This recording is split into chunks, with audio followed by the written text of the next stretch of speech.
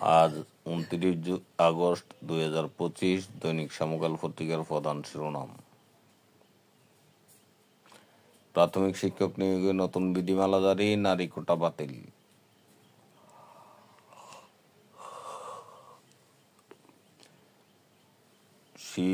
শির হতে ভূ রাজনৈতিক কার্ড, এক মঞ্চে আনছেন কিম পুতিনকে। ইসরায়েলের লোহার জবাবে তুরস্কের স্টিল।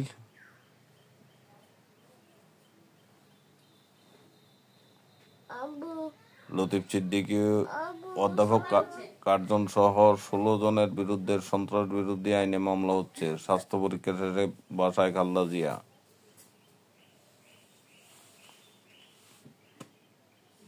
নির্বাচনী রোডম্যাপে সন্তুষ্ট নয় জামাত।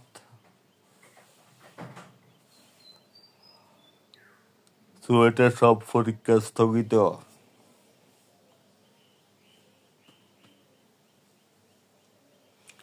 জুলাই সনদের আগে নির্বাচনী রোডম্যাপ প্রতিশ্রুতি ভঙ্গের শামিল এনসিপি। হাসপাতাল থেকে এত দামি ইনজেকশন বিনামূল্যে দেবে ভাবতেই পারিনি।